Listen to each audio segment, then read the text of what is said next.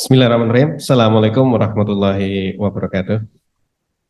Selamat pagi dan salam sejahtera bagi kita semua.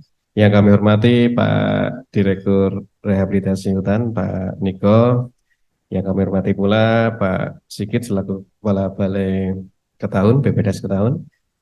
Bapak Ibu kasih perencanaan dan evaluasi di BPDAS Sumatera maupun operatornya, serta Bapak Ibu yang hadir dalam rapat pencermatan RTN RHL.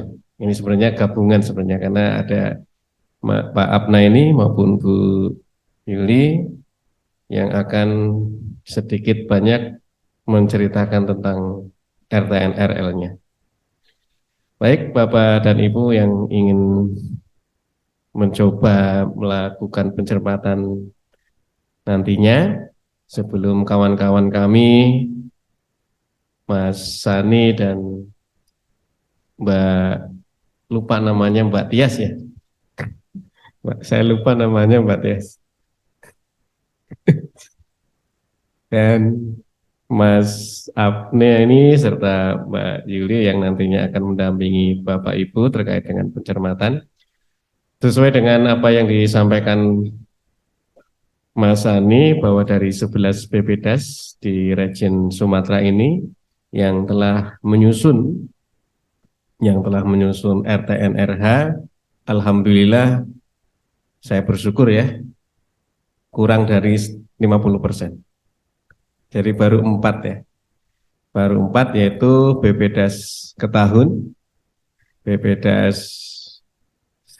Sejang, Agam, terus apa lagi ya? Sejang Juriangkang dan BPDAS Batu Rusa Jerujuk ya. Kalau Batu Rusa Jerujuk informasinya malah sudah menyusun juga rancangan kegiatan. Rancangan kegiatan di tahun 2024 dan kami sedang cermati juga. Tapi tidak mengapa, 7 BPDAS ini mudah-mudahan dalam penyusunan ya, atau malah menyusun RU dulu, kan gitu ya. Saya nggak nanti ceritakanlah 7 BPDAS yang pada kesempatan hari ini akan memaparkan dan mudah-mudahan nanti kita bisa digali sebab kenapa belum disusun. Karena ya kita harus mengatasi sebab ya, mengatasi sebab agar apa-apa yang diarahkan oleh Bu Dirjen dan Pak Direktur bisa kita kerjakan. Bapak Ibu, saya hanya mengingatkan saja sebenarnya karena materi-materi ini sudah sering kami bawakan, baik PowerPoint-nya juga sudah kami serahkan, YouTube-nya juga kami sharekan. Jadi sejatinya sudah lengkap lah Pak sosialisasi tentang RTN RH terutama ya. Dan sedikit ya memang masih yang RL memang masih sedikit kita sosialisasikan Pak Dir. Jadi sebenarnya saya pinginnya malah diskusi Pak Dir sebenarnya karena saya yakin kalau materi itu ya itu juga. Nah, itu juga jadi tidak apa namanya tidak asing lah ya, tidak asing terkait di dalam RTN RH. YouTube-nya juga sudah berseliweran di mana-mana ya Mas Anton ya. Walaupun nggak tahu dibaca atau tidak, ditonton atau tidak, tapi yang penting ada YouTube-nya kan gitu ya. Jadi, tapi oke lah kita coba mengulas sedikit ya terkait dengan RTN RH. Pak Dir dan Bapak Ibu yang kami hormati beserta rapat penyusunan RTN RH Region Sumatera. Jadi RTN RH ini atau juga RTN RHL memang merupakan mandat dari Permen LHK nomor 10 tahun 2022 ya, setelah adanya penyusunan RURHL. Setelah ada penyusunan RURHL inilah maka BPDAS berkewajiban untuk melakukan penyusunan RTN RH. Jadi setelah RURHL tadi maka BPDAS punya mandatori untuk melakukan penyusunan RTN RH tadi. Di dalam beberapa kesempatan yang kami kunjungi BPDAS, jadi ada memang beragam Bapak Ibu terkait dengan RURHL ini. Sebenarnya RTN-RH ini gampang ya, gampang ketika kita menyusunnya. Hanya copy paste dari kegiatan format yang sudah ada di RURHL. Jadi copy paste sebenarnya. Copy paste. Materinya sudah ada kan ya? Diklik aja nggak Pak? Di share aja nggak apa-apa. Mohon izin Pak, saya juga agak lupa nih. Ya. Inilah hal yang harus kita ingat bahwa RTN-RH tadi sebenarnya adalah copy paste dari RURHL. Di mana RURHL ini sesuai mandatnya 10 tahun, maka dia akan membagi termin-termin X tahun plus X 10 tahun. Jadi mereka sudah membagi formatnya. Nah, logika yang kita nalarkan ya, maka seharusnya kawan-kawan PPDAS itu sudah nyeplok aja, nyeplok telur saja.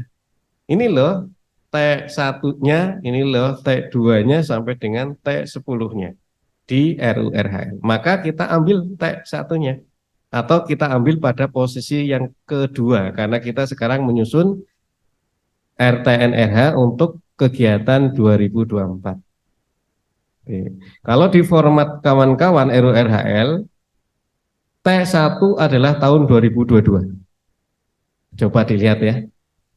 Mudah-mudahan sih saya berharap berubah itu. Jadi T1-nya adalah 2024. Mudah-mudahan. Tapi karena itu sudah given, berarti ya T1-nya adalah 2022.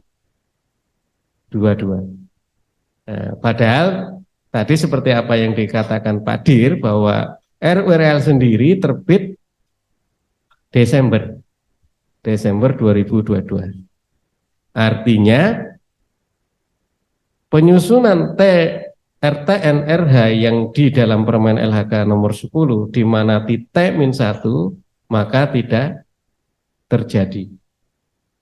Nah, karena tidak terjadi maka Dir P3DAS dengan suratnya, saya agak lupa suratnya itu, menerbitkan arahan lokasi-lokasi yang akan dilakukan RHL di tahun 2023. Ini kita flashback dulu ya. Kenapa? Ada yang tanya sih, ini RTN-nya itu 2023 atau 2024 kan gitu ya. Maka saya flashback dulu. Di tahun 2023, sesuai dengan surat tadi, Pak Dir P3DAS, dan ini juga sesuai dengan P23, Permen LHK 23 2021, bahwa apabila belum tersusun RURHL maupun RTN-RHL, maka rehabilitasi hutan khususnya berpedoman pada lahan kritis, pasca bencana, das prioritas, dan sebagainya. Maka pada tahun tersebut 2023 belum ada RTN-RH. Ya, jadi jangan sampai salah lagi karena ada temuan ini. Sempat saya dan Pak Dir itu ya mau ketawa tapi gimana ya Pak Dir ya. Jadi ada kronologis yang harus kita pahami, kita harus mengerti bahwa pada tahun-tahun itu sesuai dengan Permen LHK 10 maupun 23, maka RHL kawan-kawan adalah berpedoman pada tadi, pada lahan kritis, pada das prioritas, 108 das prioritas, ada pasca bencana, dan sebagainya tadi. Jadi itu yang harus Bapak Ibu pegang. Namun untuk tahun 2024 maka berlakulah penyusunan tadi karena RURHL-nya sudah ditetapkan, penyusunan RTN harus T-1, maka berlaku Bapak Ibu RHL-nya harus mengarah kepada RTN RHL. RTN RHL tidak boleh lepas dari RURHL. Nah, ini adalah apa namanya tahapan-tahapan ya, tahapan-tahapan di dalam penyusunan RTN RHL. Di dalam Permen LHK 10 ada 6 tahapan.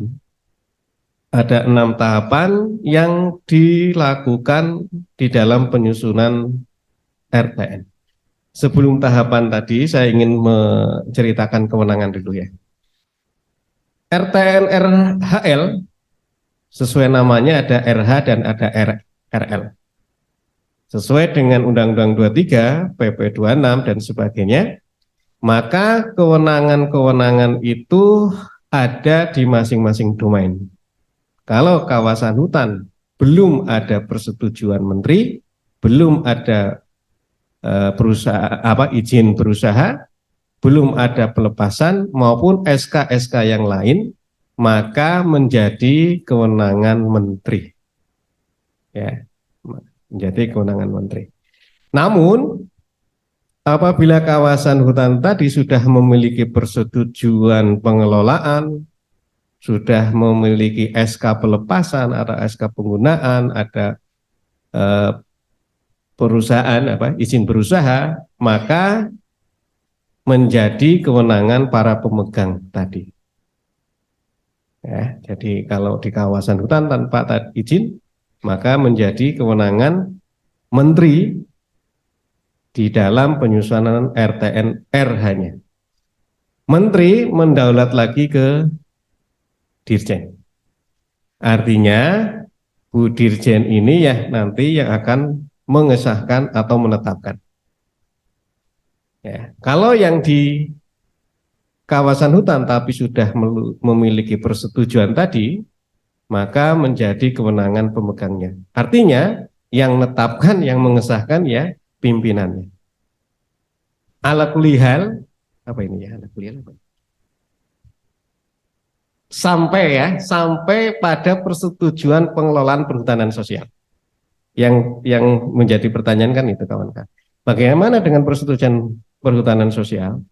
Ya menjadi kewenangan si pemegang tadi.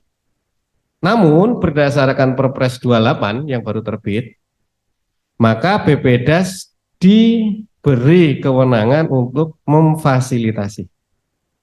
Ya, mudah-mudahan RTN yang nantinya 2024 yang Bapak Ibu dikerjakan pada perhutanan sosial, persetujuan menteri ya yang sudah punya itu, mudah-mudahan ada RTN-nya langsung dibuat. Tetapi yang menetapkan bukan kepala balai, yang menetapkan adalah pimpinannya. Kalau kelompok tani ya kelompok tani.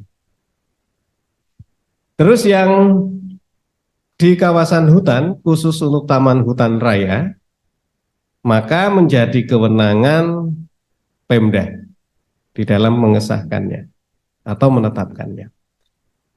Apabila itu lintas kabupaten atau kota, maka menjadi kewenangan gubernur atau kepala UPTD-nya.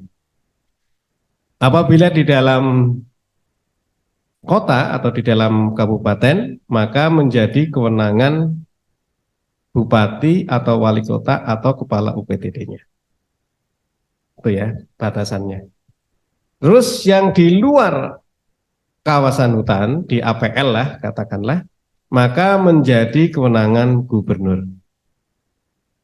Menjadi kewenangan gubernur di dalam menyusun RTN RL-nya.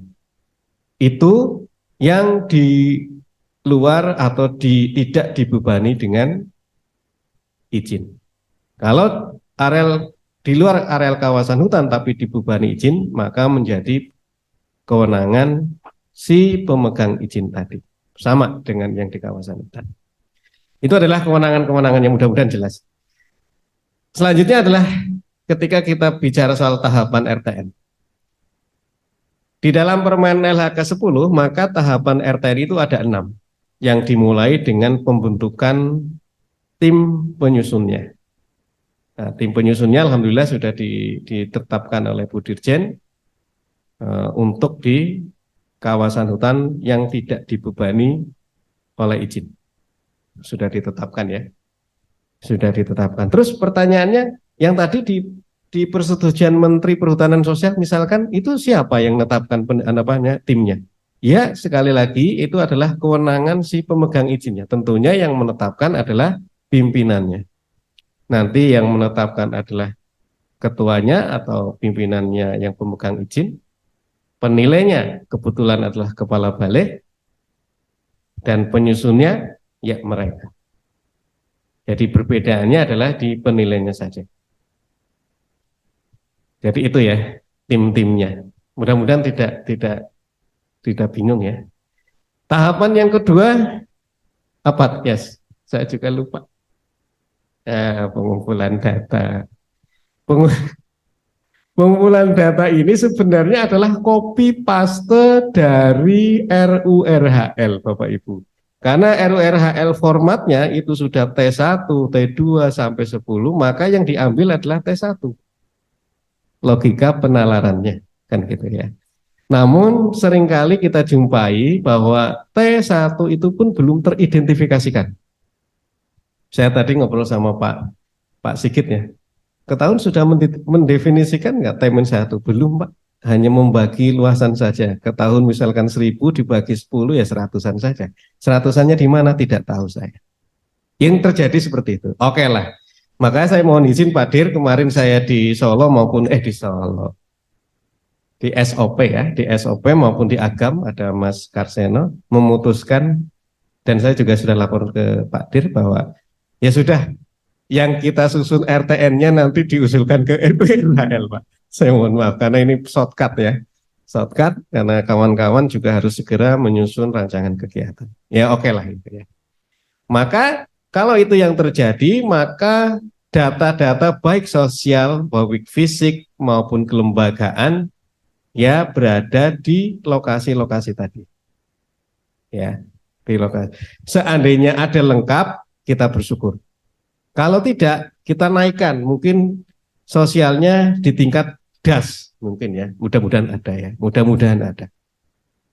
Kalaupun ini misalkan yang ini, oh ternyata tidak detail Pak. Ada yang ada data sosial maupun ekonomi kelembagaan fisik yang tingkatnya bisa kecamatan. Saya bersyukur.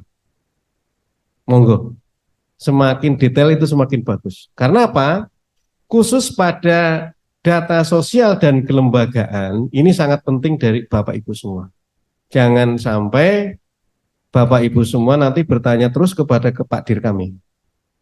Kenapa begitu pentingnya data itu baik kelembagaan maupun sosial?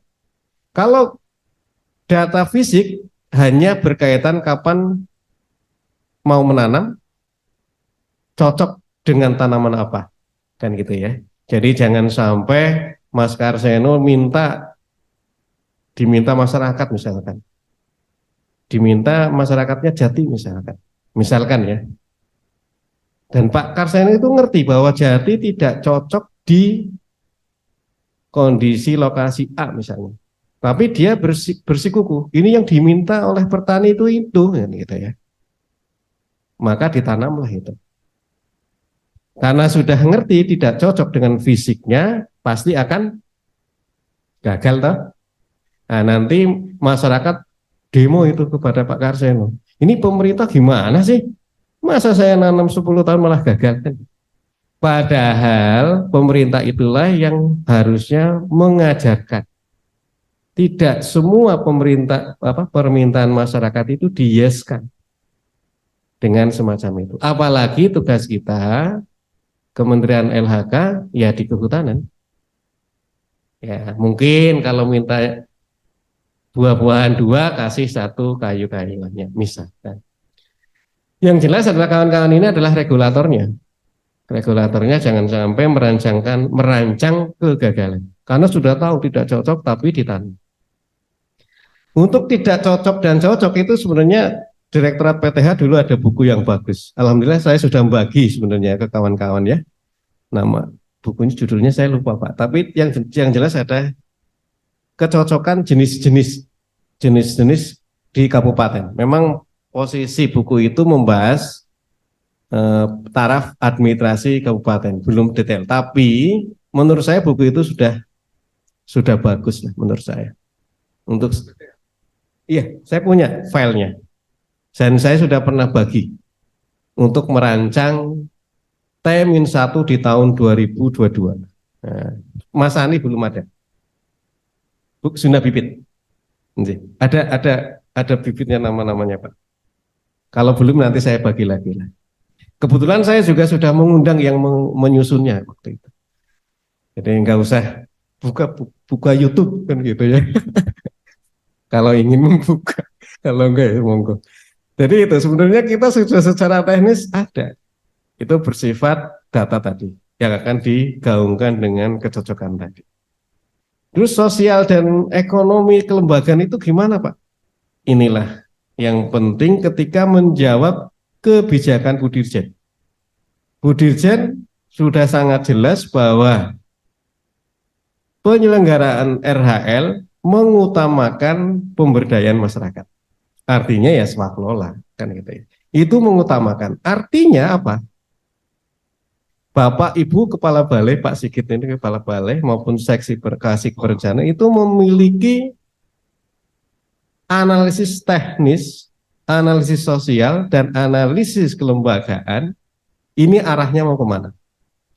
Jangan hanya ini tanya lagi ya Pak Diri, nanti tanya-tanya semua. Padahal yang tahu adalah Bapak Ibu di lapangan. Maka sangat penting data tadi sosial kelembagaannya. Karena di Permen LHK kan sebenarnya kalau ingin melibatkan masyarakat kan cirinya hanya dua saja. Ada nggak masyarakat di situ? Ada nggak aktivitas pertanian di situ? Kan itu aja kan. Ada nggak kelembagaan di situ? Nah, kelembagaan ini kita sudah memiliki model 5 model. Silahkan dibaca modelnya apa saja. Namun BPDAS juga mengembangkan model 1. Nah, jadinya ada 6 model. Apa saja? Oh, malah sudah di sini. Jadi 6 model itulah Bapak Ibu yang harus diperhatikan. Pendekatannya pun berbeda, pembentukannya pun berbeda. Kan gitu ya. Itu data sosial kelembagaan itu sangat penting untuk menjawab tadi, menjawab kebijakan mengutamakan tadi. Selain itu, ketika sudah Kepala Balai menetapkan bahwa penyelenggaraan RHL melalui RUP-nya, rencana umum pengadaannya menjadi swaklola, maka tentunya prakondisi ini juga harus sejalan. Harus sejalan dengan komitmen RUP-nya Pak Kepala Balai selaku KPA. Luar biasa kewenangannya. Jadi seperti itu. Jadi data itu sangat penting untuk para KPA ini membuat keputusan di dalam RUP-nya. Dan RUP-nya ini sebenarnya Januari sudah harus ada. Januari tahun yang berjalan. Data tadi ya, pengumpulan data dan informasi terkait data fisik, data sosial, data ekonomi, data kelembagaan. Yang selanjutnya, tahap selanjutnya adalah apa setelah itu? Analisis ternyata ya. Analisis terhadap data-data tadi. Setelah data-data itu sudah didapatkan, kita olah. Analisisnya ternyata hanya ada 2 saja sebenarnya. Analisis kebutuhan dan analisis kebijakan. Nah, lokasinya lah. Kalau lokasi itu kan sudah teman-teman sudah paham dengan 3 ekosistemnya ya. Saya pinggirkan. Analisis terkait kebutuhan Bapak Ibu juga sudah paham betul. Dari 2 analisis ini maka muncullah target lokasi. Nah, sudah target lokasinya di XXX. Ini RTN. Jadi ketika kita sudah mendapatkan target lokasi, ada pertanyaan lagi. Lokasi mana sih yang bisa kita kerjakan? Maka ini ada pertimbangan-pertimbangan Bapak Ibu. Pertimbangan apa? Pertimbangan ada enggak di lokasi tersebut ada pembangunan yang lebih strategis. Maka RHL bisa nyinggir dulu. Ada enggak di situ konflik ya? Nah, ternyata tidak ada konflik, maka bisa dikerjakan. Konflik ini bisa diketahui ketika apa? Prakondisi tadi. Ketika kita membuat analisis sosial ekonomi. Ada pendekatan yang bagus yang bisa kita gunakan sebenarnya. Tapi saya nggak akan bicara soal pendekatan.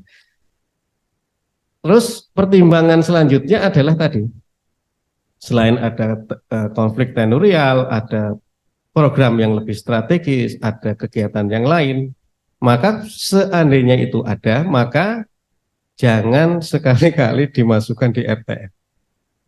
Kan gitu ya. Karena sudah tahu nggak bisa dikerjakan di RTN sekarang kok disantumkan. Ngapain juga? Walaupun secara fisik cocok.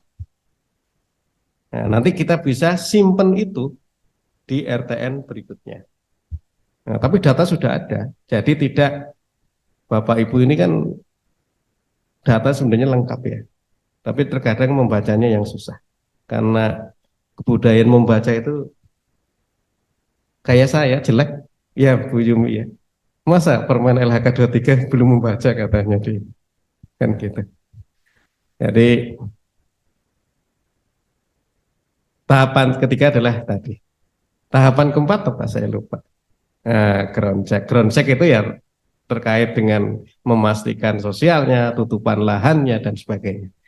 Nah, yang tahapan kelima adalah penyusunan naskah. Nah, untuk penyusunan naskah nanti kawan-kawan yang langsung bisa mengoreksi, bisa memberi masukan kepada Bapak Ibu semua. Karena di dalam penilaian yang dilakukan oleh Pak Dir, penilaian itu hanya ada dua, substansi format dan substansi kesesuaian dengan RUU RHM. Jadi hanya dua saja itu. Kami nggak akan jalan nasional lah. Kalau sudah sesuai dua tadi, ya sudah, Pak Dir pasti akan tanda tangan. Itu nantilah kawan-kawan sambil ada empat ya nanti yang paparan langsung dikoreksi, langsung empat itu difixedkan ya kalau sudah bisa difixedkan. Jadi tidak membuang-buang waktu. Karena Pak Dir memberi arahan kepada kami, kepada saya terutama bahwa segala macam perencanaan yang masuk ke RH harus sudah sinkron dengan proses kedipaan. Nah, ini pasti kasih perencanaan sudah paham. Kapan DIPA itu mulai bergaung, maka perencanaan itu harus dimulai. Ini sebenarnya kalau zaman dulu itu disebut correction act apa ya? Lupa saya. Corrective action lah katanya ya. Jadi kita mencoba semacam itu. Kapan? Ketika RKKL mulai didengungkan di bulan Juni. Maka Bapak Ibu Juni itu sudah memiliki RTN. Harusnya ya. Sudah memiliki RTN yang sudah dinilai oleh kita. Dan sudah memiliki identifikasi awal rancangan kegiatan. Kenapa kami batasi itu? Karena untuk identifikasi DIPA indikatif di bulan Juni. Karena akan dibahas di nota presiden di bulan Agustus. Jadi kita sudah ngerti ancar-ancar di Balai WSS misalkan di Mas Budi sekian, udah ngerti. Dan kita akan detailkan di bulan Oktober. Nah, bulan Oktober itulah sudah punya pola. Jenisnya apa, polanya apa yang akan digunakan Bapak Ibu semua. Dan ini berguna untuk selain RKKL juga digunakan oleh Direktorat PTH.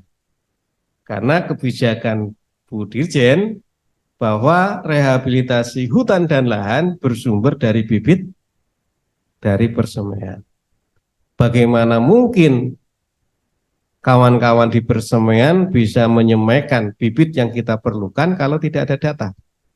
Sehingga data itu untuk sinkronize ke RKKL di Oktober sudah fix. Ya kalaupun fixnya Indonesia kan molor ya, ya sudahlah Januari kan gitu ya. Nah, tapi saya menegaskan lagi, mohon izin Pak Dir, kalau saya tetap Oktober. Karena banyak hal yang akan kita bicarakan malah Prakondisi saya sih berharap sekali sudah Oktober tadi, karena banyak hal yang mempengaruhi apa namanya hal-hal yang bersifat signifikan terkait dengan pelaksanaan RHL. Jadi mudah-mudahan dengan pendekatan-pendekatan tata waktu akan mengurangi RHL yang gagal. Karena kita sudah punya timing waktu. Juni sudah ada gambaran rancangan kegiatan karena sudah ada RTN. Oktober rancangan kegiatan sudah ada. Sudah ngerti pola kegiatannya, swakelola atau kontraktual, agroforestry 200 atau 400, intensif 625 atau 1100 sudah ketebak di bulan Oktober. Sudah jadi RKKL itu. Nah, ini juga disinkroniskan dengan RPI, Bapak Ibu. Nah, RPI itu apa?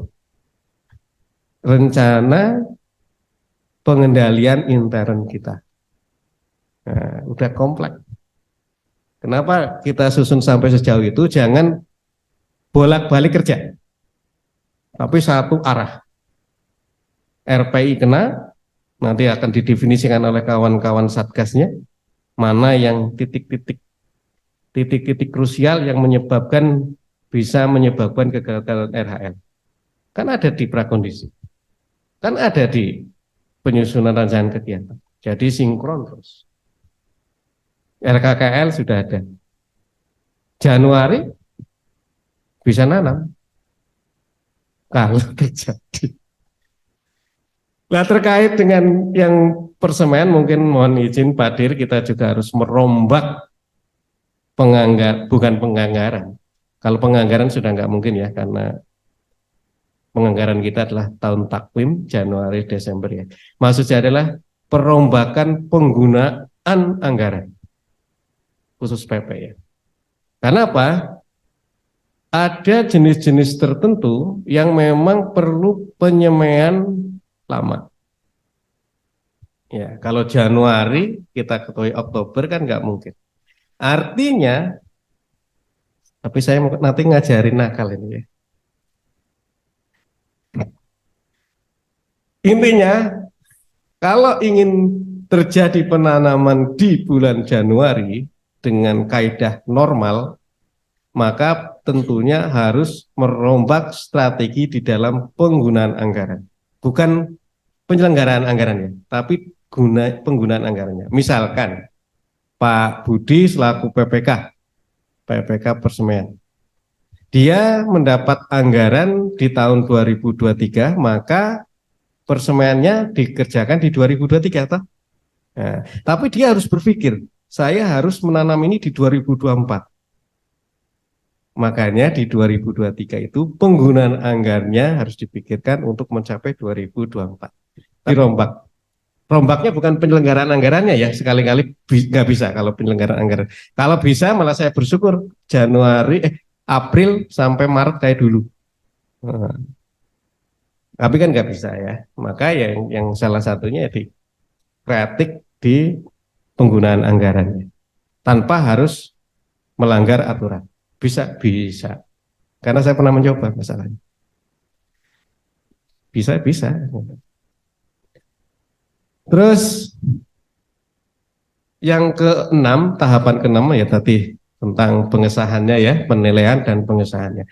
Mungkin itu ya kelihatannya ya hal yang terkait dengan pengantar saya di dalam penyusunan RTN RH. Dan sekali lagi tadi terkait luasan sebenarnya itu sudah termaktub di RURHL yang tadi saya ceritakan T1 sampai 10. Sudah termaktub di situ. Mungkin itu mohon izin Pak Dir apabila ada hal yang di garis bawahi, kalau saya salah monggo Pak. Dan saya mohon maaf kalau salah. Monggo Pak. Lanjut siap. Mungkin itu yang ingin, oh iya Pak, sudah jam 11 ya. Ingin kami sampaikan, kalau ada diskusi silahkan. Sebenarnya saya pengennya diskusi ada permasalahan apa, mudah-mudahan saya bisa menjawab. Kalau materi itu di YouTube saya sudah banyak, tinggal didengarkan, sudah selesai. Mungkin itu kami kembalikan ke Bu Tias Minarsih. Salah ya? Harus. Monggo, Mas Andi ya, silakan Mas. Sementara Bu Tiasnya ada tugas lain, jadi saya ambil alih dulu ya Pak. Jadi gitu, sesuai yang dijelaskan Pak Jun tadi, gambaran besar tahapan penyusunan RTN RHL. Ada kesalahan penulisan di judul, mohon maaf. Jadi mungkin selanjutnya, mumpung kalau untuk Pak Dir mungkin harus mengejar pesawat Pak ya. Jadi sesi tanya jawab mungkin ya, ada yang ingin ditanyakan umum mungkin bisa diwakili oleh Pak Kasubdit. Apabila ada pertanyaan dipersilahkan kepada audiens. Boleh.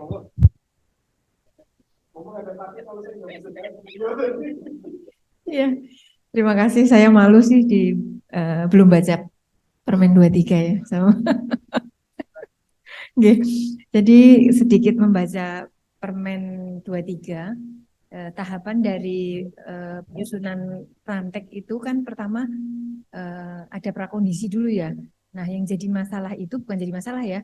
Yang membedakan apakah prakondisi itu ada di depan pas waktu penyusunan rantek atau setelah pas waktu mau pelaksanaan RHL, itu yang masih menjadi diskusi kami. Jadi ini penguatan kelembagaan.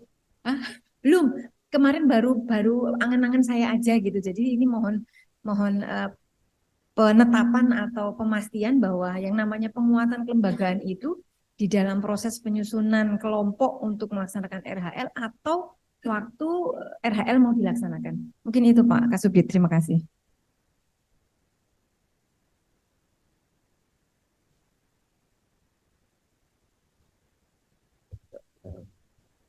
Ya, makasih Mbak Yumi. Kalau pertanyaan benar dan tidak, itu pasti harus ada pedoman. Kan gitu ya. Maka saya jawab lagi.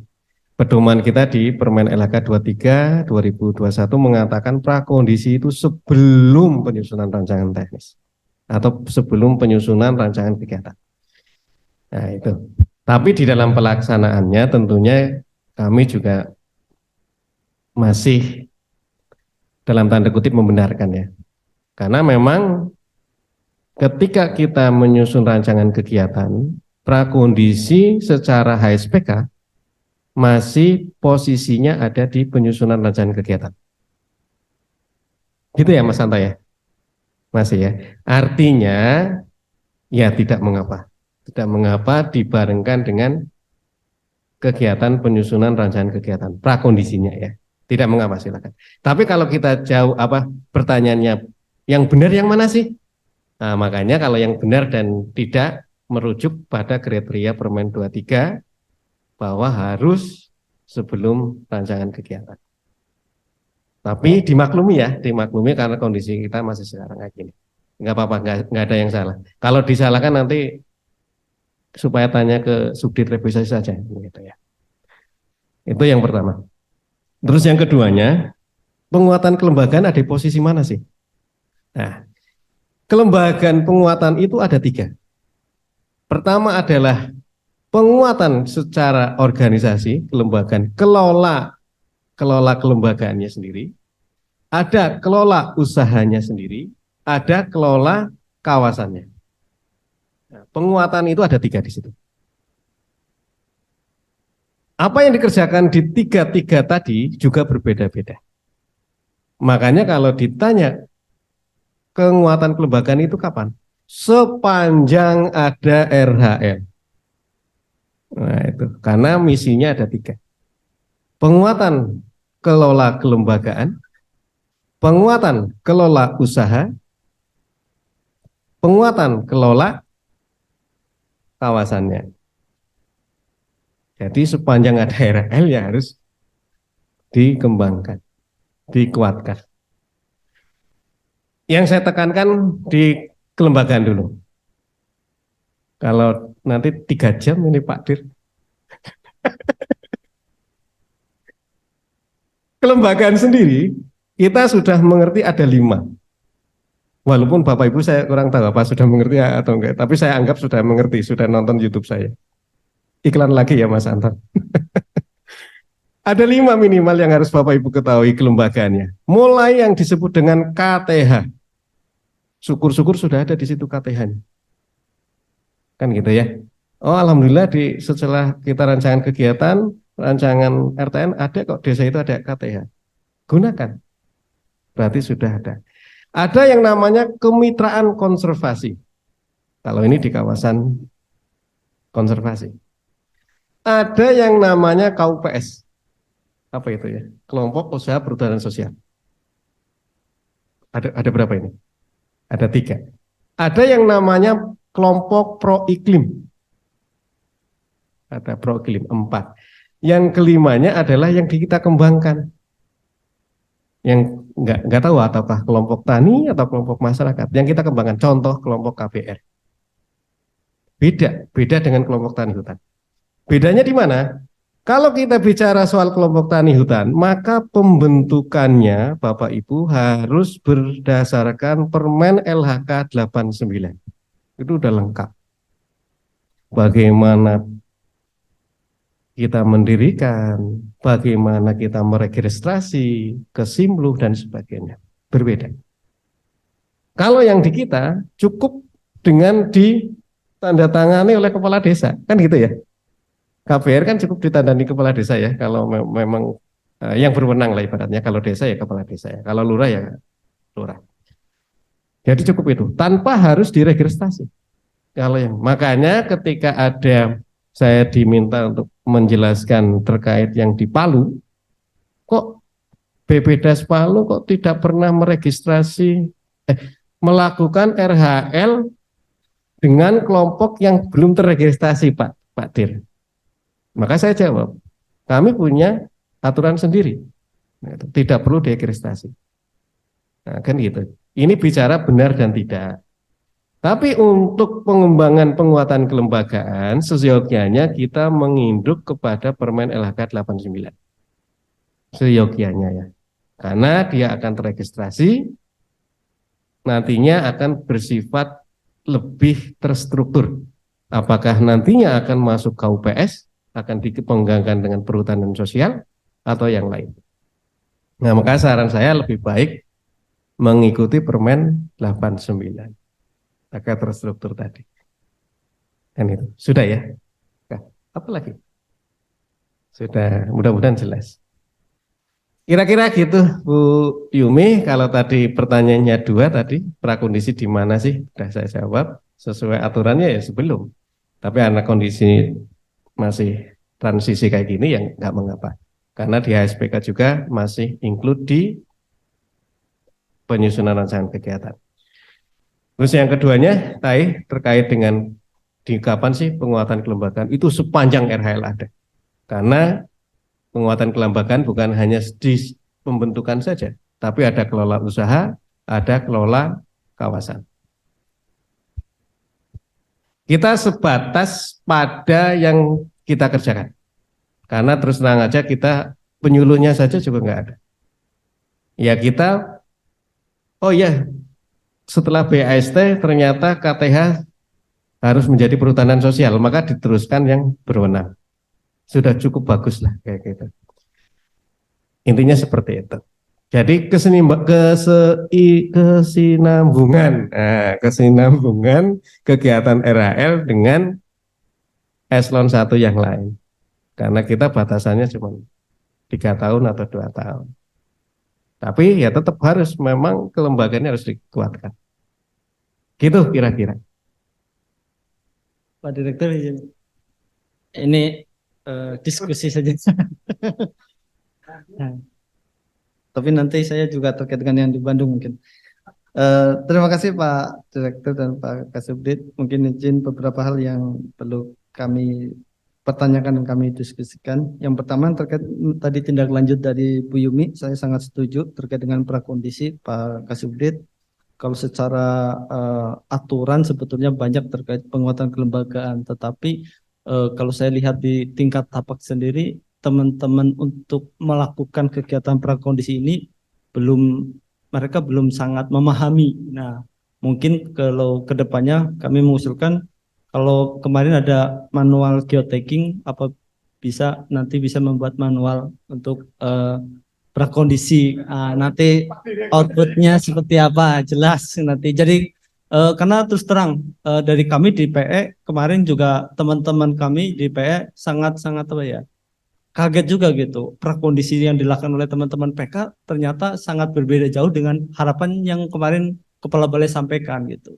Kalau Kepala Balai kami kemarin kita sampaikan, teman-teman di PK melakukan prakondisi itu 90% kegiatan penyusunan rancangan itu sudah selesai gitu. Jadi nanti teman-teman PE tinggal memperhalus saja. Tapi pada kenyataannya teman-teman kemarin ke lapangan di tingkat tapak, anggota kelompok mereka belum sangat memahami terkait kegiatan RHL. Jadi mungkin untuk menyamakan persepsi ini harus ada manual prakondisi. Saya mohon kedepannya ada gitu, Pak. Terus yang kedua terkait RHL, ya terus terang saya juga baru belajar ke senior di WSS, Pak Idi. Jadi mindset dari Pak Kepala Balai kami yaitu RHL itu membangun orang, bukan membangun fisik. Jadi memang prakondisi memang sangat-sangat diperlukan. Tapi ya karena Pak Kepala Balai kami itu memandang di P23 bahwa boleh melakukan kegiatan penanaman MPTS 100%, itu yang jadi patokan. Jadi mungkin kemarin yang Pak Kasudi bilang, jadi Lampung itu seolah-olah membangun forestry farm gitu kan itu, dan itu tidak dipermasalahkan oleh Kepala Balai karena mindset Kepala Balai masyarakat itu yang penting mau menanam dulu gitu kan, karena kalau kita memaksa itu harus kayu-kayuan semua pasti ya ditanam nanti setelah 3 tahun dicabut lagi. Kasus itu sebetulnya kejadian juga waktu saya dulu di Bandung gitu kan, dan selalu setelah proyek selesai pasti ada aja yang hampir di atas 80% tanaman RHL-nya pasti sudah pada dicabut semua. Untuk itu mungkin RHL yang seperti apa sebetulnya yang harus kita harapkan. Kepala Balai juga kemarin minta didiskusikan gitu, Pak. Karena beliau juga menyadari kalau beliau yang bicara kayaknya katanya masih banyak dipertentangkan. Tapi di salah satu sisi wilayah WSS ini selalu mendapat kunjungan studi banding, Pak. Kemarin terakhir dari Cimanuk, dari Semarang gitu kan, dan itu pasti akan membawa membawa hal-hal yang memang sudah diterapkan di Lampung gitu. Salah satunya yaitu bahwa di Lampung itu boleh menanam MPT 100% di sana, dan itu yang pasti akan ditularkan di sana itu. Cuma yang menjadi kendala kami selanjutnya adalah terkait dengan penyediaan bibitnya. Kalau tadi dari Pak Kasubdit sampaikan bahwa diharapkan memang sesuai arahan Bu Dirjen, bibit itu berasal dari PP. Nah, saya juga sudah berdiskusi ke Kepala Balai. Kepala Balai mengharapkan itu hampir tidak mungkin terjadi kalau harus mengandalkan dari PP. Katanya yang pertama mungkin anggaran kurang, yang kedua waktu mungkin yang memang relatif harus panjang. Karena MPTS untuk membuat bibit yang produktif minimal mungkin 6 bulan ke atas gitu. Jadi memang ya tadi kata Pak Kasubdit harus ada perombakan penggunaan anggaran itu ya, itu perombakan bukan anggaran penggunaan. Ya itu ya mungkin baru mulai tahun sekarang mungkin harus yang bisa kita sampaikan Pak Kasubdit gitu. Terus selanjutnya yang itu terkait dengan ini Pak, di sekarang kita penyusunan rancangan T-1 terkait dengan ada surat yang kemarin terakhir ada yang insentif upah, mohon maaf upah. Apakah nanti ke depannya harus untuk yang di lokasi PS itu harus ada upah atau memang harus tetap boleh dikembalikan lagi ke masing-masing BPDAS. Tapi kemarin Kepala Balai juga menambahkan apakah boleh juga kalau kita buat insentif, karena di BPDAS WSS pada bulan Januari sudah pernah mendapat surat khusus dari Bu Dirjen boleh melakukan kegiatan RHL dengan standar harga yang berbeda dengan rincian juga yang bisa berbeda. Nah ini kami mohon arahannya lebih lanjut mungkin Pak. Mungkin yang satu lagi terkait dengan petak ukur yang kemarin disampaikan waktu Zoom meeting oleh Pak kepala balai eh, Lampu ya itu. Ini karena saya juga pengalaman juga karena kalau kami dulu di Cimanuk memang setiap tahun pasti ke BPK itu kecatahan gitu kan itu. Dan persis apa yang disampaikan kemarin itu bahwa PU yang harus dibuat di lokasi RHL adalah pada PU yang sama pada tahun berikutnya. Tapi kemarin pas saya ke sini ke Lampung ternyata PU harus ada sesuai arahan Pak Kasubdi juga PU-nya harus berbeda. Nah, itu mohon kami mungkin bisa mendapat jas harus seperti apa. Saya takutnya tahun depan kan BPK akan masuk lagi untuk melihat geotagging yang sudah dilaksanakan. Nah itu apakah pada PU yang sama atau boleh membuat PU yang berbeda lagi. Karena kemarin saya juga melakukan kegiatan wasle. Saya tadinya saya perintahkan karena pengalaman saya kemarin di Bandung bahwa PU-nya harus di lokasi yang sama, saya perintahkan lokasi yang sama. Tapi setelah berkoordinasi dan berdiskusi dengan Pak Kasubdit katanya harus berbeda. Jadi terpaksa saya sampaikan ke tim waslenya juga harus berbeda lagi. Jadi itu mungkin yang perlu kami mohon dapat penjelasan lebih lanjut. Mungkin itu aja Pak Kasubdit. Terima kasih. Materi saya salah tadi. Kalau salah kan dipikir sekalian ini. Makasih Pak Mas Budi ya terkait dengan keberhasilan tadi ya, keberhasilan. Saya akan menjelaskan dua ya. Pertama, keberhasilan sesuai dengan Permen LHK 23. Ya. Permen LHK 23 keberhasilan hanya dititik beratkan pada persentase tumbuh. Kan gitu ya. Persentase tumbuh yang kita tanam. Jadi outputnya sudah jelas. Apa yang disebut keberhasilan LHK. Sesuai dengan Permen 23. Tapi apabila kita menjadi outcome yang sekarang didengung-dengungkan ya, bukan hanya output tapi outcome, syukur-syukur bisa impact. Maka keberhasilan RHL itu parameternya banyak. Saya coba menyampaikan sesuai apa yang dikatakan Pak Haryadi. Nah, ada 7 minimal kriteria yang disebut dengan berhasil.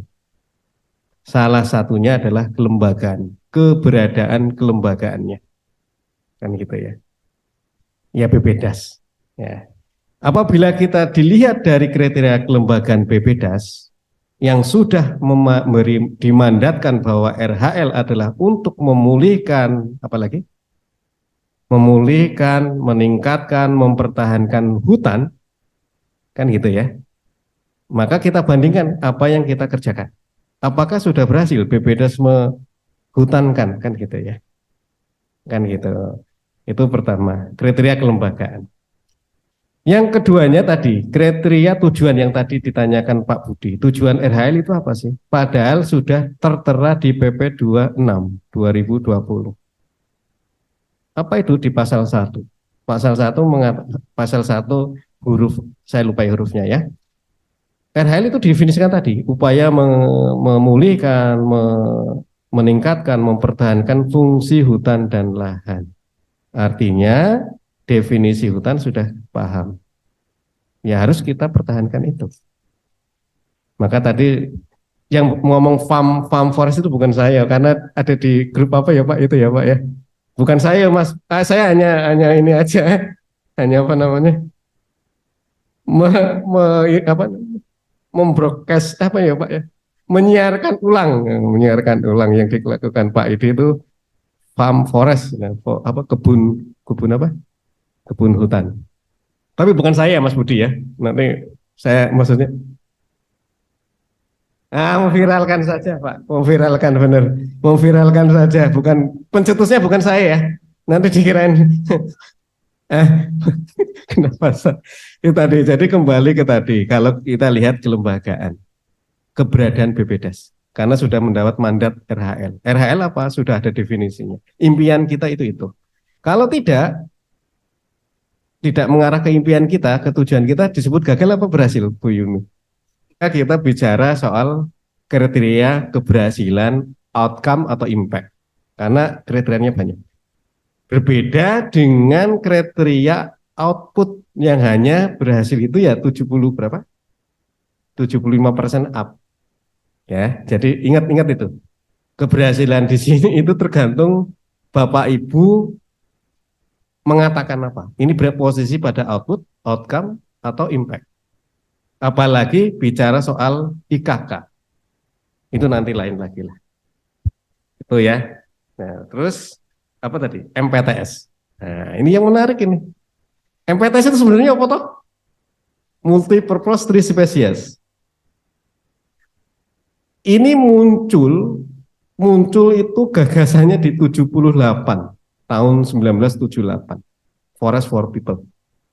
Maka munculnya multi-purpose tree species.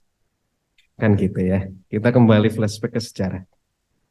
Walaupun saya bukan orang sejarah ya Pak Karseno, tapi untuk mengfitrahkan lagi sebenarnya. Terus Permen Pak Menteri waktu itu meng-SK-kan. Nah, meng-SK-kan yang namanya HHBK. Hasil hutan bukan kayu. Itu adalah di tahun 2007 ya, di tahun 2007 dengan SK 35-nya. Maka multi-purpose tree space ini mengarah kepada SK tadi. Kan gitu ya, karena kita diamanatkan. Ini loh Bapak Ibu yang kamu ingin kerjakan itu ini. HBK-nya apa? Banyak di situ. Banyak ya. Jadi multi-purpose itu bukan hanya sekedar kayu ya. Artinya ya, bukan berarti buah-buahan loh. Nah, jadi jangan disempitkan makna itu. Multi-purpose tree species itu ya buah-buahan, alpukat, bukan. Jangan menyempitkan arti. Jadi multi-purpose adalah pohon yang menghasilkan lebih dari satu tujuan. Yang namanya multi ya, mesti lebih dari satu. Bisa getah, bisa kayu, bunga, daun, dan sebagainya. Ya buah termasuk. Jadi itu, jangan menyempitkan arti kata. Yang tergolong di situ apa? Ya, lihat SK Menteri Kehutanan 2007 terkait tadi. Kan gitu. Di YouTube saya juga sudah ada sebenarnya. Untuk saya itu ingin mengembalikan ini loh teman-teman yang harus dikerjakan, ini loh tujuannya ini, kan gitu. Karena apa? Ada kriteria keberhasilan tadi dilihat dari sudut pandang kelembagaannya. Kalau kelembagaan sudah nggak berhasil, ngapain ada? Ibaratnya kan kayak gitu. Kata kriterianya Pak Haryadi Kartodiarjo tadi. Dan kriteria beliau juga ada di YouTube saya. Silakan Terus apa lagi ya? Petak ya Mas ya. Nah, kita sudah paham benar mulai dari permen 13, permen 39, permen 105, permen 2 sampai akhirnya jadi menjadi permen berapa yang sekarang? 23 toh? Maka di situ ketika ingin melakukan penilaian maka ada namanya IS. IS itu adalah intensitas sampling. Bagaimana caranya? Adalah membuat peta ukur. Peta ukur itu apa? Dengan apa? Ternyata dengan random gitu. Random system. Iya enggak ya? Ya kan? Artinya ketika Bapak Ibu melakukan penilaian, maka dalam tanda kutip lempar dadu saja. Pada titik mana itu sebenarnya posisinya ada di mana? Random sih. Kita kan nggak ada milik niat untuk misalkan di peta ukur ini saja kan misalkan. Itu namanya purposive sampling kalau sudah punya niatan. Tapi nyatanya tidak. Di permen LHK 23 adalah random sampling. Nah ya. Ketika kita melakukan P1, maka juga sama harus random sampling. Kan gitu ya? Iya nggak Mas Budi? Random sampling kan gitu. Nggak ada niat ini. Ternyata ketika teman-teman melakukan random sampling, ternyata dadunya keluar di petak yang sama dengan P0. Ya boleh. Bukan berarti tidak boleh ya Mas ya. Karena nggak ada niatan itu. Nggak ada niatan, tapi kita lempar dadu saja. Jepret. Ternyata PU satunya sesuai sama dengan PU0 ya. Ya nggak ada masalah. Karena metodenya dipertanggungjawabkan. Lain halnya dengan apabila sudah, ya pasti yang dipelihara yang di PU diberatkan. Metodenya ya, metodenya random sampling. Apa Mbak Yumi? Iya, ya startnya toh. Nah, startnya kan tadi kan ibaratnya melempar dadu, jebret. Oh ternyata di titik awal, tapi metodenya benar. Metodenya ya nggak apa-apa. Tapi kalau sudah niatan tidak melakukan metode random sampling with start itu, start random tadi, ya salah. Metodenya itu yang harus. Kalau sudah meniatkan bahwa PU1 itu sama dengan P0, itu namanya purposive karena sudah niat. Kan gitu. Tapi saya yakin rata-rata kalau kita menggunakan metode random berbeda, saya yakin.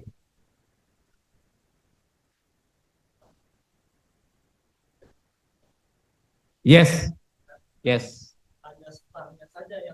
Random.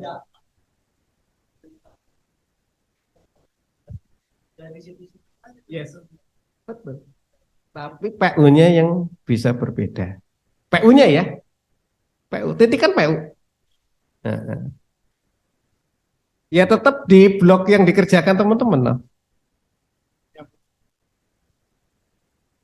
Sistematis. Iya. Iya. Ya sesuai metode lah. Dijalani sesuai metode. Ya, itulah gunanya penilaian.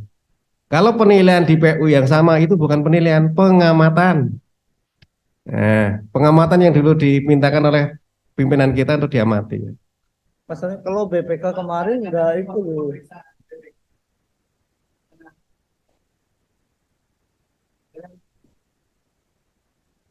Iya. Iya. Nanti mungkin juga teman-teman dari ini supaya ada nampak perbedaan. Kalau dulu tuh mungkin harus dipelihara tadinya kosong, tahun berikutnya ini yang bilang ini tampilnya bisa. Bukan, ini yang dipahami teman-teman itu berbeda. Dulu, kata-kata dulu adalah pada saat Bapak Ibu melakukan PU. Dulu. Iya. Nah, ketika diperiksa, maka ya saya sebagai auditor akan tanya, petak ukurmu mana? Dulu.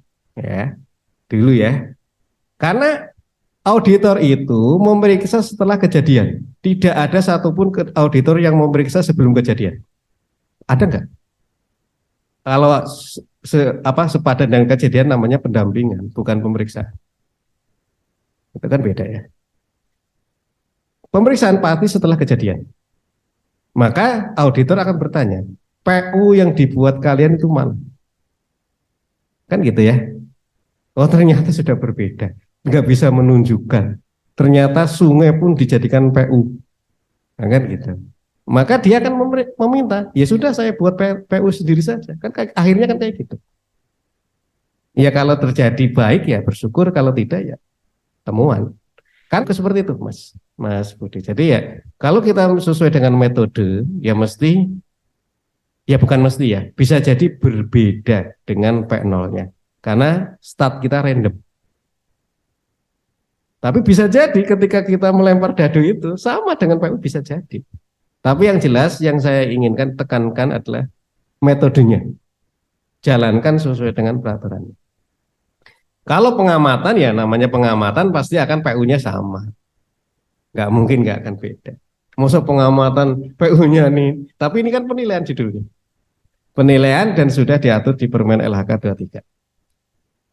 Kan gitu ya Bu Yumi ya? Iya. Apa lagi ya? Kalau geotagging sudah kita lakukan, apakah masih perlu kita membuat PU? Kalau geotagging kan sudah jelas sudah khusus itu. Pertanyaan yang bagus. Ini juga awalnya saya bertanya juga ini posisinya. Jadi ada dua hal yang membedakan ini. Ya. Geotagging ini sesuai versi BPK adalah akuntabilitas. Akuntabilitas itu apa? Artinya BPDAS harus bisa meyakinkan BPK atau pihak lain bahwa BPDAS sudah nanam.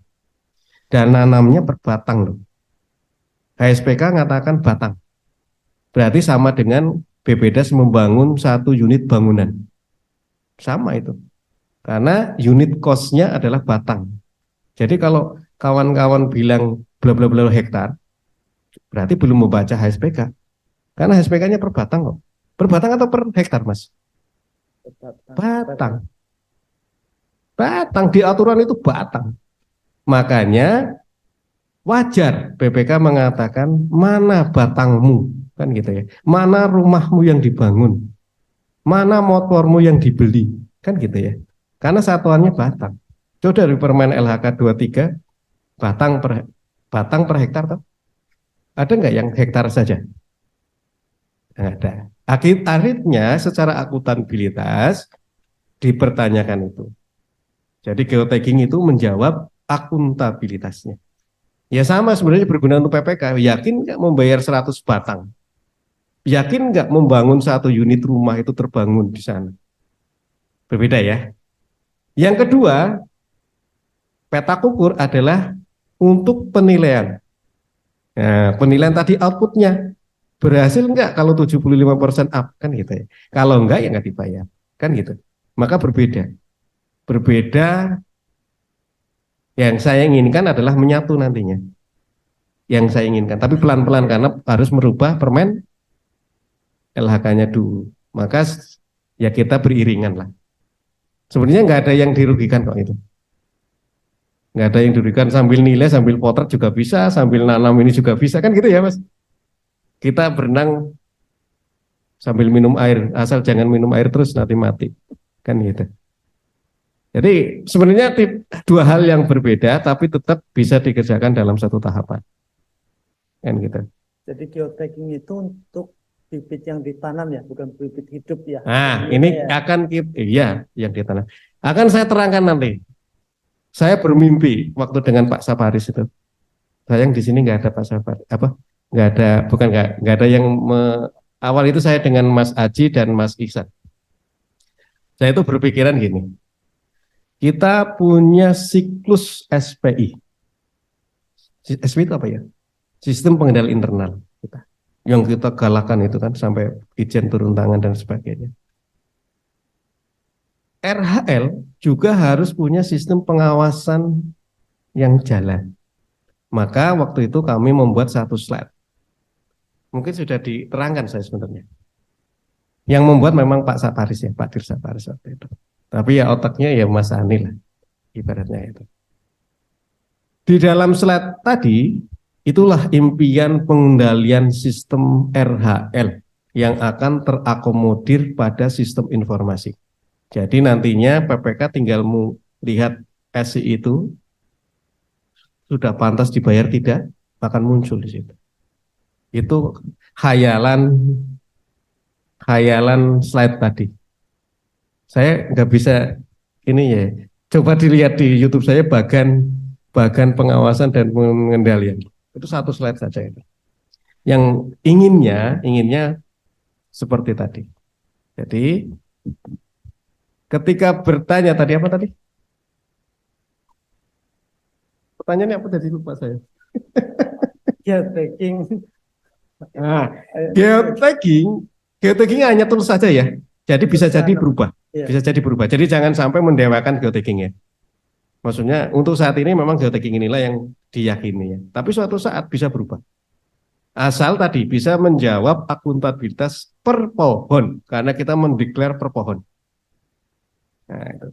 Nah, pengawasan tadi adalah suatu kegiatan yang ditujukan untuk melototi segala aktivitas yang ada di rantai. Ya, berbeda ya dengan penilaian ya. Nah, karena RHL itu kan ada pengawasan, ada penilaian. Beda pengawasan dan penilaian itu. Pengawasan adalah rangkaian memelototi ibaratnya, ngawasin, nonton, apalagi. Pokoknya lihatlah segala aktivitas yang ada di rantai. Apa saja? Ya terserah rantai kawan-kawan itu apa saja. Atau mengawasi kegiatan-kegiatan kontrak, ibaratnya itulah. Kontraknya apa? Ya apa saja. Misalkan Bapak Ibu ternyata di kontrak ada pembuatan gubuk, ya itu harus diawasi. Ternyata di kontrak misalkan ada pemasangan ajir misalkan atau pemupukan karena dia ada HOK, ada pupuknya, ya harus diawasi. Berbeda dengan penilaian. Beda ya Mas ya. Penilaian itu ternyata hanya pada penanamannya saja, dengan PU-nya saja. Jadi berbeda. Berbeda kan gitu. Tambah bingung apa tambah mumet ini? Tapi mudah-mudahan penjelasan saya runtut ya. Mudah-mudahan ya. Sebetulnya pas Pak, cuma kayak apa ya, 2 kali kerjaan gitu kan. Oh tidak, tidak Dia akan. nge-geotagging pada saat penanaman, nanti nge-geotagging lagi juga pada saat menyusun penilaian kayak gitu. Nggak perlu di geotagging ketika penilaian karena sudah ada geotagging. Ada kan Pak di manual itu kan ada. Itu jikalau memang belum. Karena geotagging tadi adalah geotagging penanaman. Kalau memang ada bunyinya nanti direvisi Mas. Kan belum ditetapkan juga tuh. Tapi konsepnya itu. Ada itu ada. Ya. Masalah ada di penilaian. Kalau di pengawasan jelas, di pengawasan 100% itu kan itu. Tapi di Tapi yang manual tadi hanya khusus penanamannya ya Mas ya. Karena saya terus terang saja kalau Bapak Ibu ngawasi geotagging semuanya, ya monggo. Kalau yang diperlukan di kami adalah penanamannya. Tapi suatu saat nanti selaku PPK pasti akan di keseluruhannya. Maksud nggak? Yang dimandatorikan ke teman-teman ini adalah yang sudah ditanam. Kita kan nggak bertanya pupuknya dicampur di situ kan? Enggak. Yang penting tanam itu. Ya kalau semuanya mungkin Mas Anto nanti memberontak lagi. Atau mau semuanya?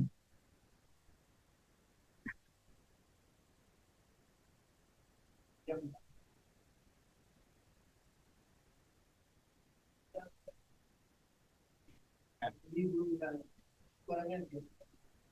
Walaupun itu pada saat melakukan ini belum dilakukan gitu. Itu pasti dia itu intinya untuk kawasan tadi. Tapi kalau yang Pak bilang itu hanya untuk mengatakan persen pupuk yang sudah ditanamkan batang tadi. Itu enggak kan? Cuma 60%. Itu yang dimaksudkan. Alhamdulillah Mas Anto jelas. Yakin Mas Budi juga jelas. Cuman tadi ada manual katanya yang nge-tagging dua. Ya nanti kita cek lah ya. Itu kalau cek. Kalau prinsip kami adalah tadi. Untuk yang diwajibkan itu yang tanam. Yang di geotagging ya. Berarti yang di pengawasan Nah, saja ya, bukan di penilaian. Kalau ingin meyakinkan lagi selaku PPK, silakan. Karena ini adalah keyakinan PPK. Membayar masa tanpa bukti. Ya kan? Tapi yang diwajibkan sesuai manual itu yang 100% tadi adalah geotagging terkait dengan penanaman. Jelas ya? Nah, tapi kalau sebagai PPK saya dukung. Maka muncullah nanti bagan kami itu, bagan pengawasan dan pengendalian. Nanti arahnya ke situ suatu saat. Nah, di manual juga itu nggak ada yang bagian. Nggak ada, karena itu. saya nanti kalau dimasukkan ke situ seolah-olah ini aja yang penanaman aja berat gitu kan gitu ya. Nah, ini seolah-olah wah nanti dulu lah itu. Nanti. Tapi impian saya itu. Jadi Pak Budirjen itu nggak perlu ke lapangan langsung ke klik aja. Oh ya sudah sampai segini kan gitu. Kira-kira demikian. Terkait upah yang untuk tahun depan itu untuk yang di PS apa harus ada atau Oh iya. karena SPK-nya kan belum ada juga. Ya, sejak Perpres 28 sebenarnya silahkan. Berarti artinya antara Hutsos dengan yang bukan Husos itu sama. Itu sama, karena udah jelas di pasal 11.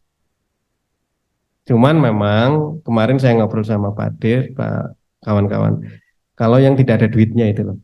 Karena yang tahun ini ya. Tapi secara peraturan karena Perpres 28 itu bilangnya seperti itu, maka Bapak Ibu tidak salah kalau sudah mengalokasikan P1-nya ada, P0-nya ada, P2-nya ada, tidak salah. Mudah-mudahan ada duitnya. Clear ya? Iya, boleh nggak masukan ini Pak? Ini juga masukan dari Kepala Balai. Saya hanya ingin suruh menanyakan saja. Terkait boleh nggak kalau upah nanti ke depannya kita buat menjadi insentif penanaman. Jadi kalau sudah nanam hidup dia sekian batang per hektar baru kita bayar. Itu yang saya inginkan. Karena konteks PP 26 seperti itu. Konteks PP 26 adalah bisa dapat insentif. Di PP-nya ada, cuma di permennya nggak ada. Ya, saya mau saya ceritakan biar kawan-kawan juga paham. Ke ujuk-ujuk, nah, kalau ujuk-ujuk kan bahaya nanti. Di PP itu ada, di PP gitu ada, dan di Permen LHK 105 pernah ada ya. Bagi yang membaca itu paham. Kalau saya memang nggak baca sih Mas Anton. Jadi, di Permen 105 itu ada insentif, tapi di Permen LHK 23 tidak ada. Maka pertanyaankah bolehkah? Kan bolehkah ya? Bolehkah? Maka kalau anggaran itu akan keluar kalau ada dasarnya. Kan gitu ya. Kalau APBN ya, APBN keluar harus ada dasarnya. Dan dasarnya itu belum ada. Artinya apa, Mas? Artinya apa? Belum boleh. Karena anggaran walaupun serupiah itu harus ada payungnya. Nah, dan sekarang belum ada payungnya, artinya masih seperti itu. Kalau kata-kata insentif, karena memang di aturan itu bunyinya insentif. Nah, tidak ada kata-kata yang lain. Maka kalau ditanya insentif bolehkah? Ya belum boleh, karena belum ada payungnya. Kecuali bukan dari APBN, ya monggo. Monggo, silakan misalkan Mas Budi dengan ketenarannya kan banyak vendors ini yang menginginkan iklannya. Nah, iklannya kan. Maka iklan tentu akan membayar ke Mas Budi untuk RHL kan. Silakan saja. Karena itu bukan dari APBN. Mau dibayar 10 tahun lagi ya nggak apa-apa. Karena inginnya kan sudah jadi hutan kan Mas Elkan kan. Ya silakan, karena bukan di APBN. Tapi untuk di APBN ya belum ada petunjuknya ya. Ya sebaiknya jangan mengatakan intensif ya, insentif. Karena tidak ada dasarnya. Dasar untuk mengeluarkan uangnya. Walaupun di PP-nya sudah secara umum ada. Kan perlu didetailkan kan. Pada kondisi apa harus dibayarkan. Pada persyaratan apa harus dibayarkan. Pada waktu kapan harus dibayarkan kan nggak ada. Dan berapa sih jumlahnya yang harus dibayarkan kan nggak ada. Kalau pakai APBN ya janganlah. Kecuali KBR. Nah, kecuali KBR ya. Karena KBR kan RHL juga kan. Nah, kecuali KBR itu sudah ada aturannya yang menyatakan ini monggo. Monggo. Itu kira-kira. Mudah-mudahan jelas ya. Tapi kata-kata RHL jangan.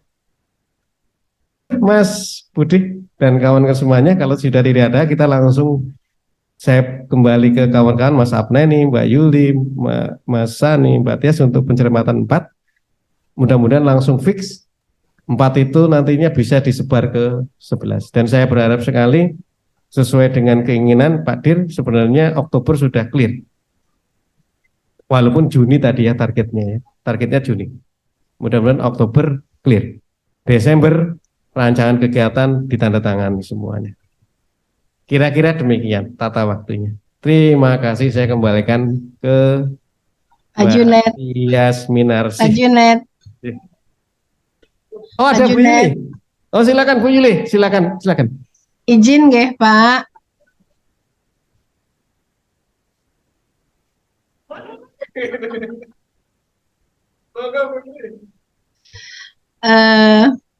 Teman-teman di UPT seregional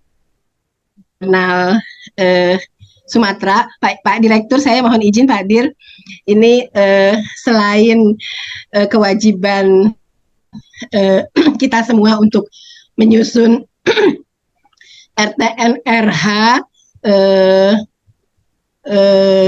kita juga punya peran juga untuk mengawal penyusunan RTN RL. RTN RL ini kan disusun oleh gubernur sebagai dokumen perencanaan rehabilitasi di luar kawasan, dan BPDA sebagai anggota tim yang disusun oleh gubernur.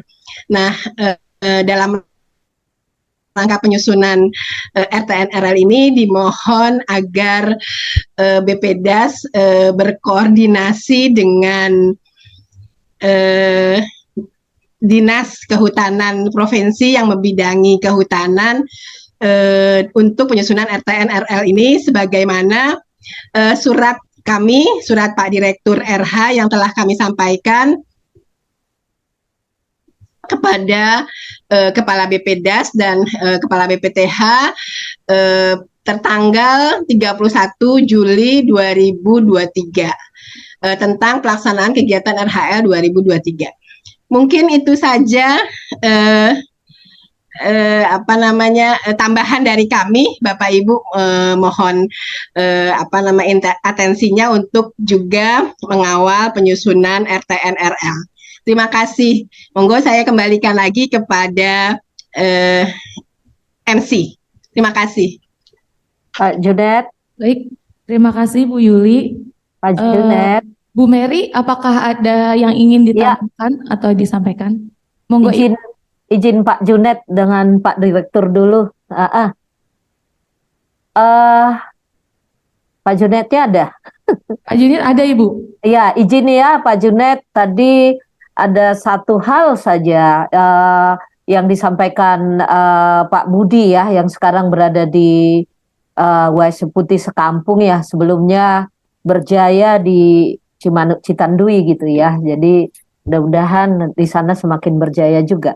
Jadi ada satu item yang ditanyakan atau disampaikan oleh Pak Budi tadi. Jadi terkait dengan prakondisi gitu ya. Jadi apa yang disampaikan oleh Pak Junet sebetulnya Permen 23 itu ya sejarahnya ya sudah Pak Junet menyampaikan, ada 105, ada 02 dan terakhir 23 yang terbaru gitu ya.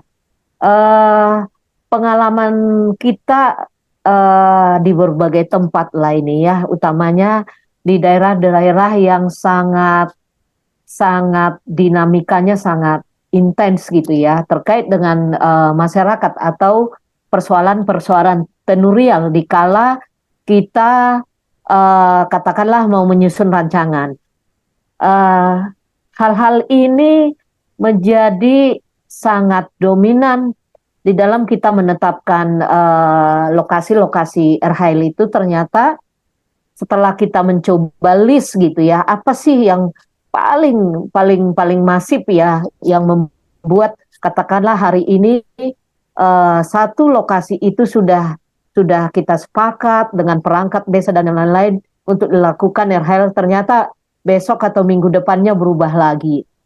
Jadi yang sangat dominan sebetulnya adalah prakondisi gitu ya, bagaimana sosial budaya, bagaimana habit, bagaimana kondisi pendidikan, bagaimana pemahaman mereka terhadap RHL dan yang lain-lain.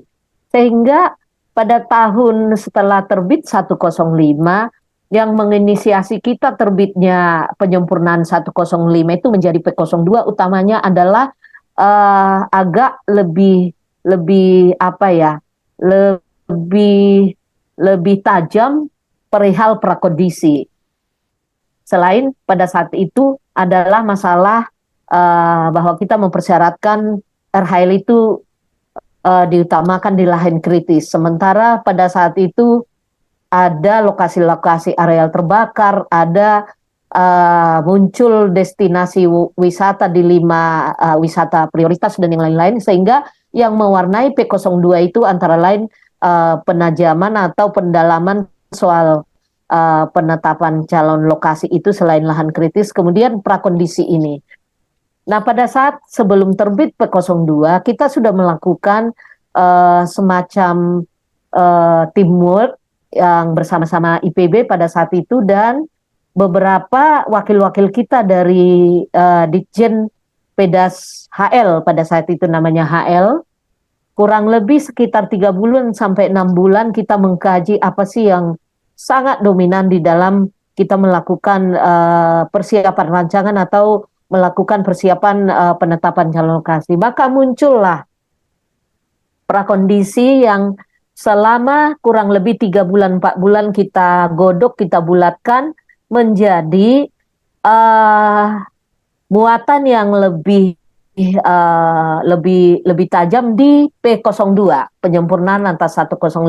Jadi kalau dicermati di lampirannya itu kurang lebih itu kita buatkan sekitar 2-3 halaman, tetapi itu kita saring dari kita mencoba memahami dan mendengarkan ahlinya. Kebetulan pada saat itu Pak Sony Trison dari IPB yang memang sehari-harinya bergelut bagaimana dia terjun di masyarakat, apa yang terjadi di sana, itu yang kita buatkan menjadi lampiran P02.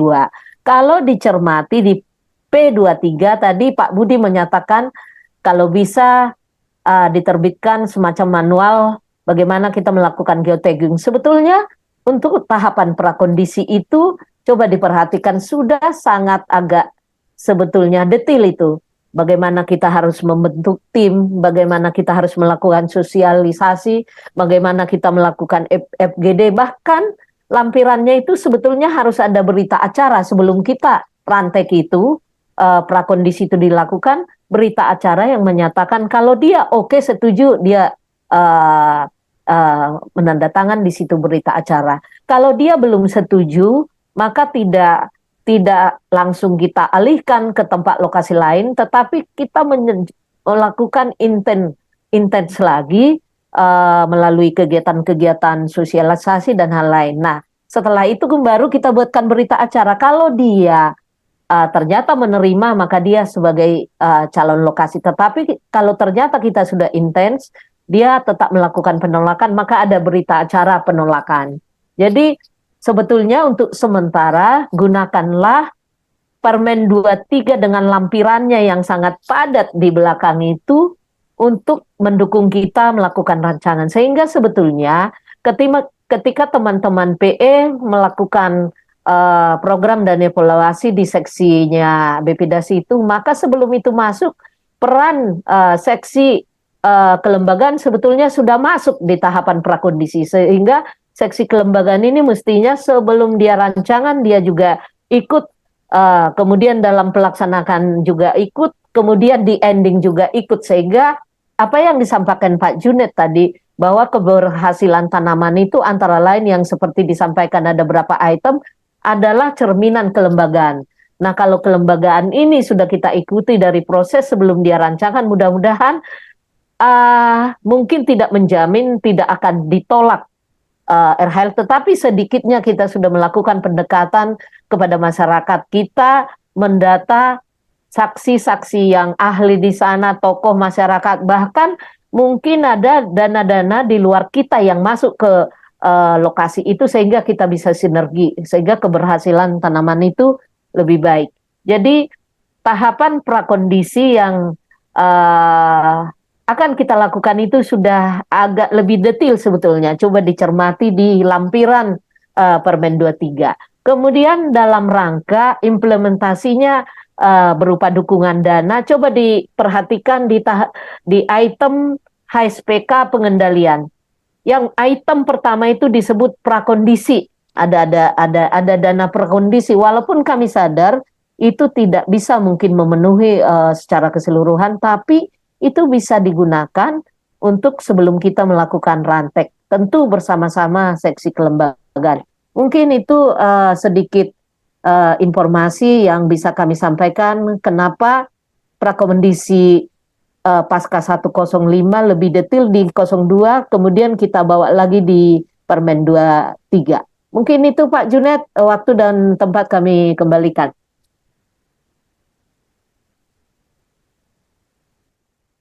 Baik, terima kasih Bu Mary.